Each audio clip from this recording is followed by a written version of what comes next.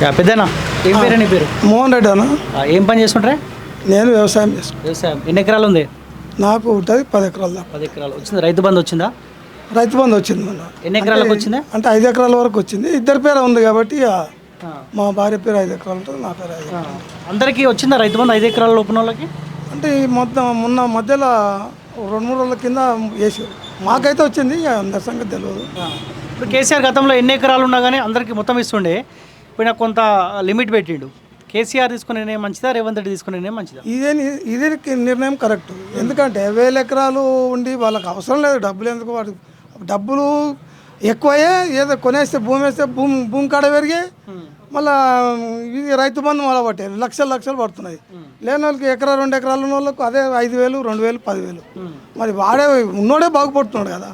ఈ రేవంత్ రెడ్డి గారి నిర్ణయమే కరెక్ట్. ఓకే, ఎట్లది 100 రోజుల లిమిట్ పెట్టాలి. 5 ఎకరాల 10 ఎకరాల లిమిట్ పెడితే ఆ లిమిట్ వరకే వేయాలి, ఎక్కువ వాళ్ళకు వేయొద్దు అనేది నా ఉద్దేశం. ఓకే, ఇప్పుడు 100 రోజుల పరిపాలన ఎట్లుందన్న? ఇంకా ఏమి అంటే చేస్తున్నాడు కదా, హామీ ఇచ్చారు వాళ్ళు. హామీ ఇచ్చారు, ఒకటొకటి చేస్తున్నాడు. మనకి ఇప్పుడు ఏంటంటే ఒక్కటి కూడా చేయకపోతే ఇక ఈయన కూడా అంతే సంగతి అని అనుకుంటుంటే మేము. ఇప్పుడు రైతు బంధు వేసిండు, ప్లస్ ఇక ఎక్కువ ఇచ్చేదంటే ఇక నెక్స్ట్ పునాసలాలు వేస్తాడేమో.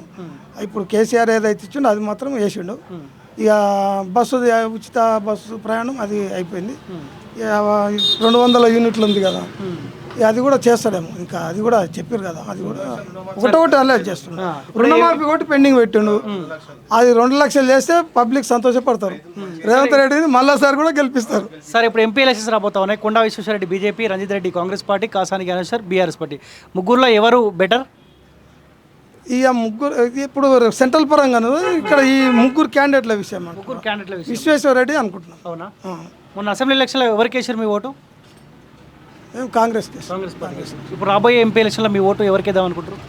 ఇప్పుడైతే నేను పార్టీ పరంగా కాదు, కానీ నేను పైన మోడీ ఉంటేనే బాగుంటుందనే ఉద్దేశంతో ఇక్కడ ఎవరైనా ఉండండి, విశ్వేశ్వరరెడ్డి ప్లేస్లో ఇంకెవరైనా ఉండండి, ఈసారి మాత్రం బీజేపీకి వేద్దామని అనుకుంటున్నాను. ఎందుకు రీజన్ ఏంది? రీజన్ అంటే పైన బలమైన నాయకుడు ఉన్నాడు, వేరే పార్టీలలో లేరు. అంత సత్తా ఉన్న, దేశాన్ని పాలించే సత్తా ఉన్న నాయకుడు లేడు పైన. రాహుల్ గాంధీ ఉన్నాడు కానీ ఆయనకు మెచ్యూరిటీ, ఇంకా మైండ్ మెచ్యూరిటీ, ఇంకా పాలించే లక్షణాలు రావాలని అనుకుంటున్నాం మేము.